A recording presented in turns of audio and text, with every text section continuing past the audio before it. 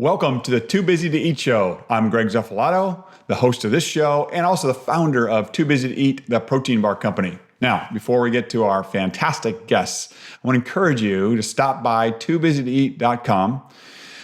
Check out our products. I would really encourage you to try them. They're amazing, and I'll give you a 20% discount. Use the code TBTE show, TBTE show. Try them, check them out. Let me know what you think. Now, for our guests today. Our guests today are Keris Marsden and Matt Whitmore. They are fantastic. Great couple. They are the authors of the Paleo Primer, and now coming out right now this month, this is July. In July, the Paleo Primer, a second helping. So two amazing books. The first book, the Paleo Primer, is 100 recipes and really the why behind why to follow their way of eating. And it's not just a diet. It's not a diet. It's a lifestyle for them. They have a great, fantastic story. So let's get to it. Instead of me telling you it right now, let's get to them. So here we go. Well, welcome, Matt and Keris. I'm so excited. You're joining me all the way from the UK. I'm excited to have you on the show. Thanks for coming.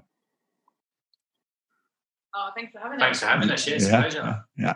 So, it's exciting what you're doing. I got to learn about what you're doing.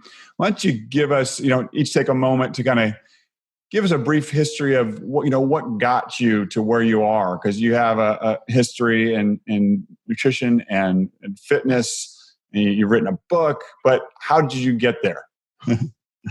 You start.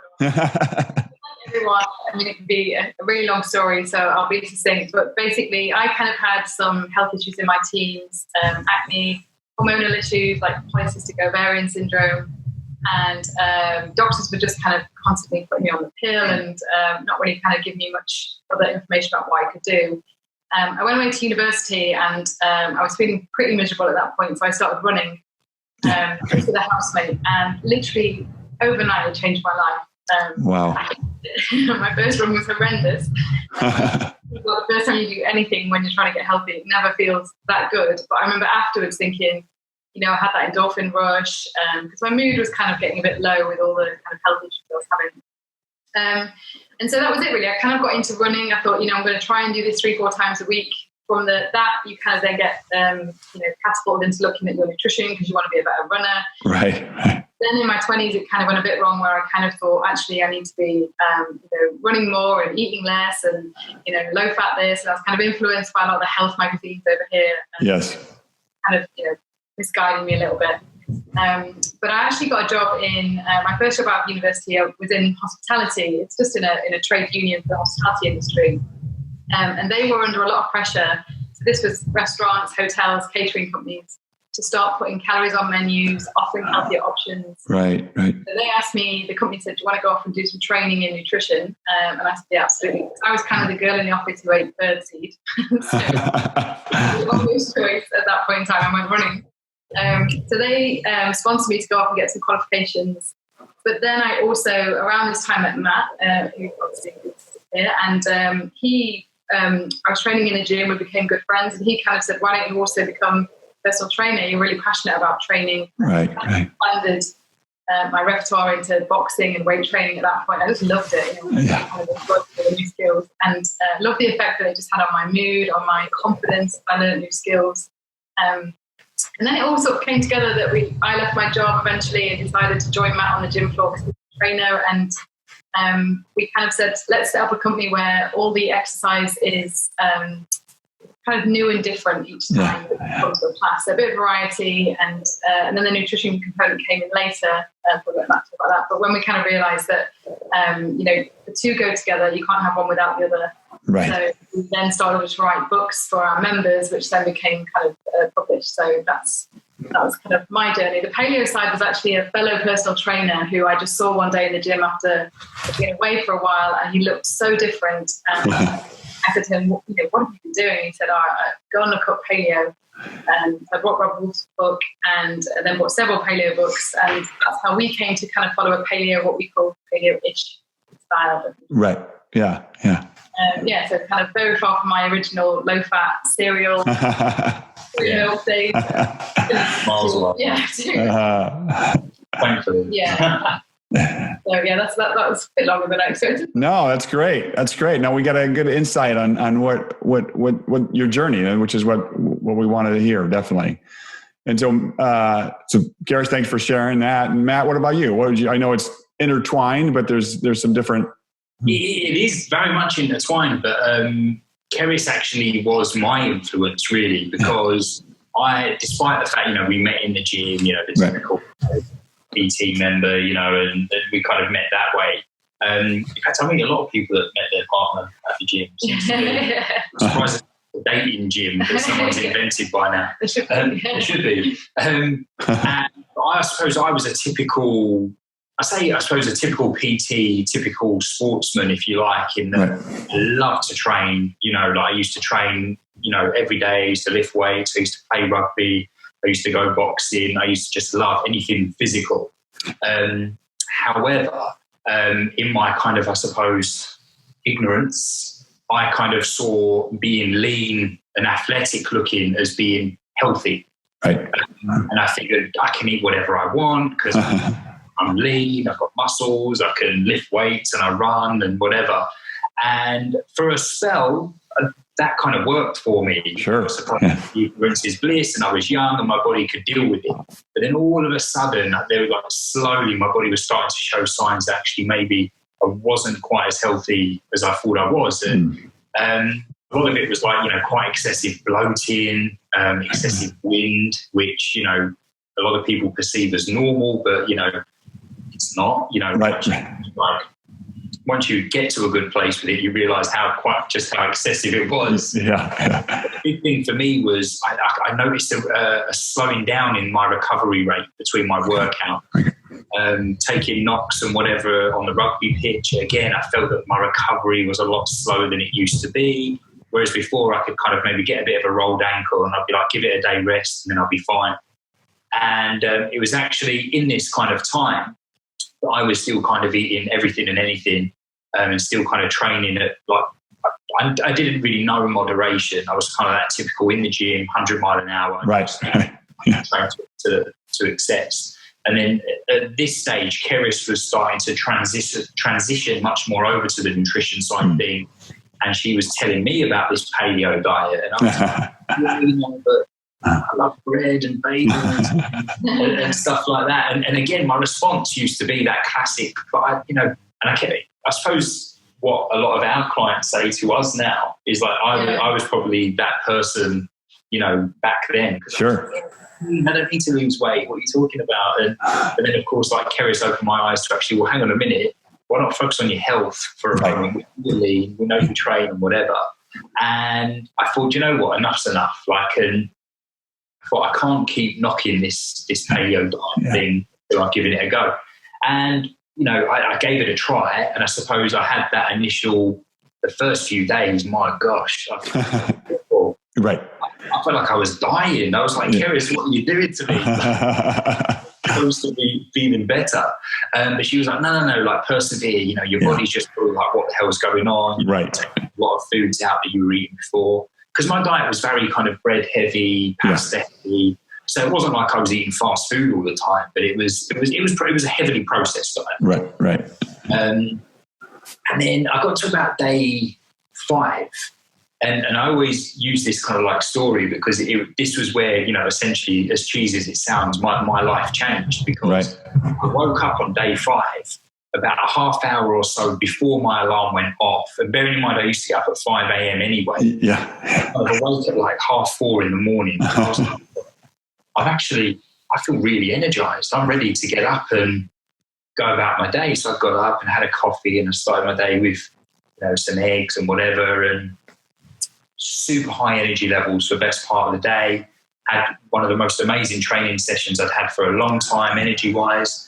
Came home, had a great dinner, and went to bed, slept like a baby. And the next day, the same thing happened. And I was like, wow.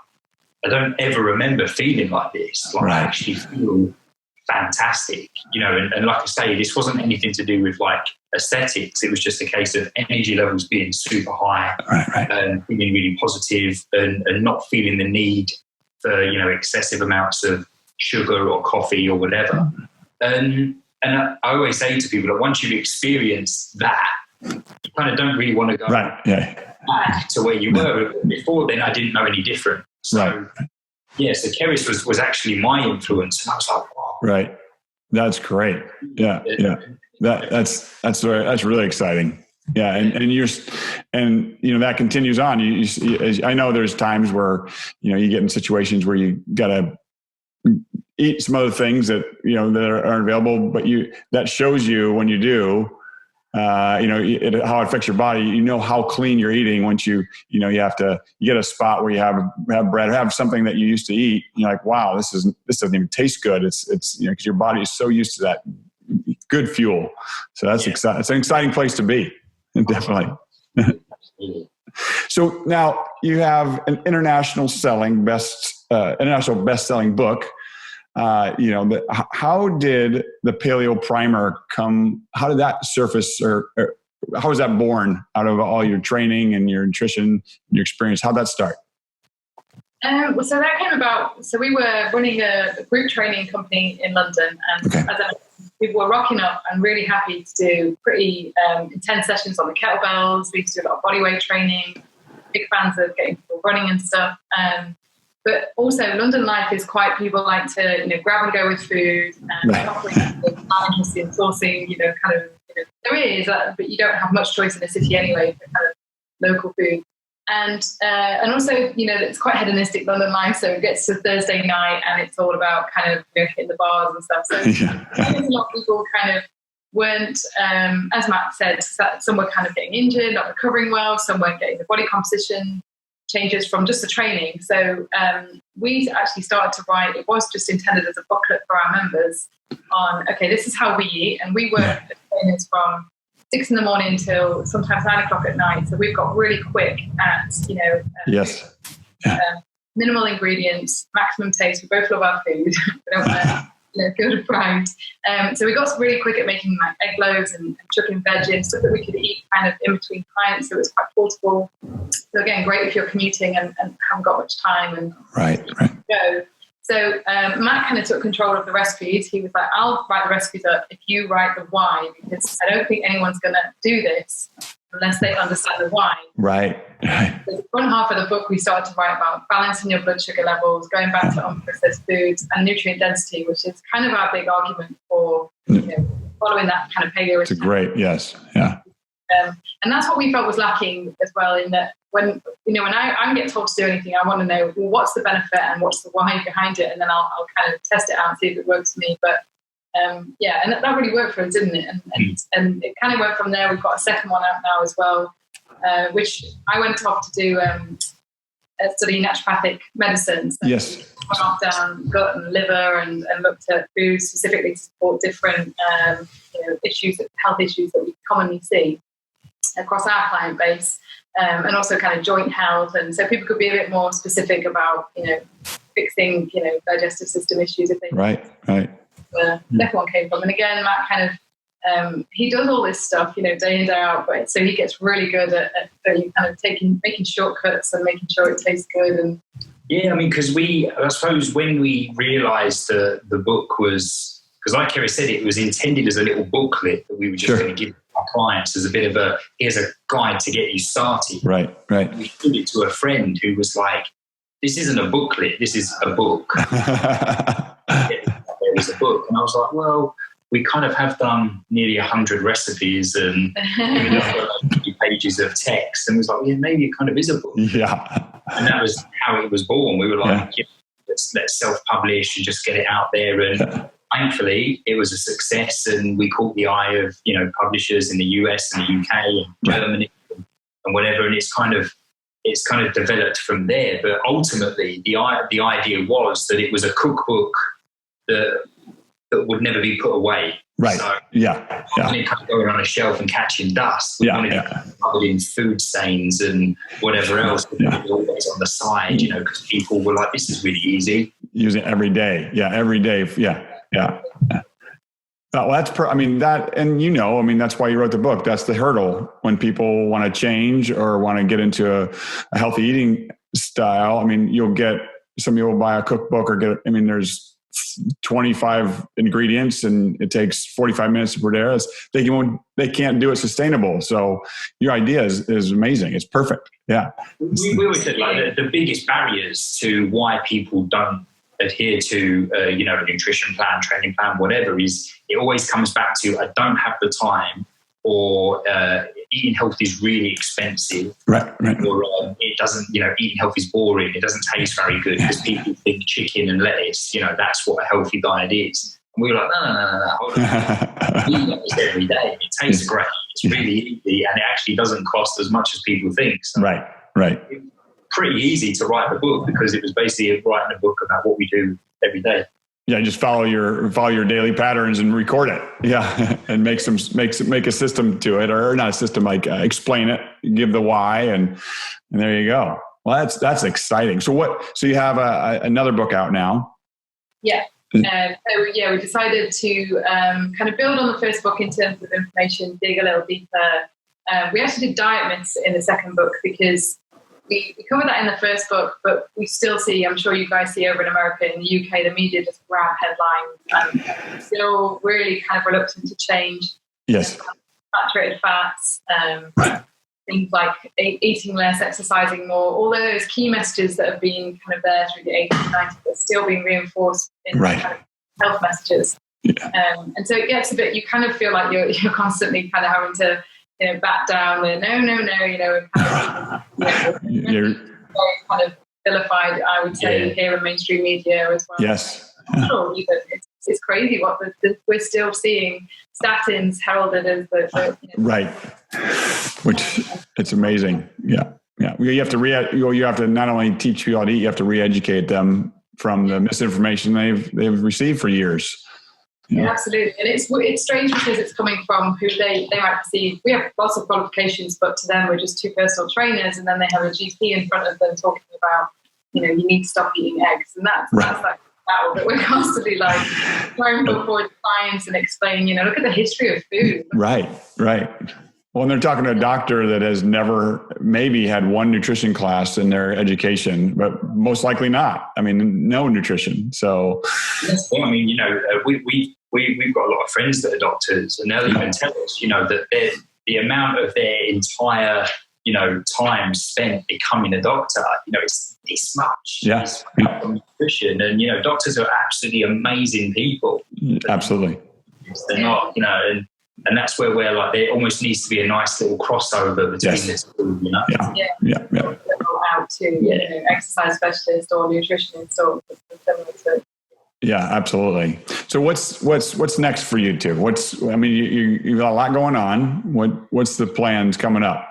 Well, we've launched an online program called Fit to 16, which again you probably see this over in the States. I imagine lots of people are doing online body transformations. Yes. And again, we kind of felt the same way we do about media headlines, that people are being misled a little bit. It's all about calories and macros. Right. We decided to kind of create our own version that actually starts to talk about everything from your relationship with your body. So starting off with a bit more of a stronger, sense of self-esteem and body confidence. Yeah. And also looking at your sleep health. Loads on sleep hygiene and circadian rhythm, which I don't think people expect when they sometimes sign up for it, but they get a whole graph on circadian rhythm and also health. We don't sell them on that. No. It's not very sexy. It's your circadian rhythm. We'll show you how to sleep amazing. But it's a huge issue for hormone. It's a huge issue. But yeah, you're right. You don't sell it on them, but you got to get it in there. Yeah, that's great. Obviously, they get the nutrition. What we do is it starts off with a quite an elimination diet, basically. So sure. Dairy goes, alcohol goes, and we get them people over the months. It goes over 16 weeks to add things back in moderation. So we kind of want people to end up with an 80-20 right. Kind of month, because we think you can do 90-10 if you want. That's probably what we do actually, really. But we enjoy that. So. Yeah, I do. Sorry, he doesn't. I'm 70-30. You like Yeah, so that's our kind of latest project that we're, again, just trying to fly the flag for that against. Well, we kind of undenied about, because we've been doing online nutrition training plans for quite a few years, and we were almost a bit like, do we want to do another one, because we felt that you couldn't really communicate with people in the same way as we were face to face with them.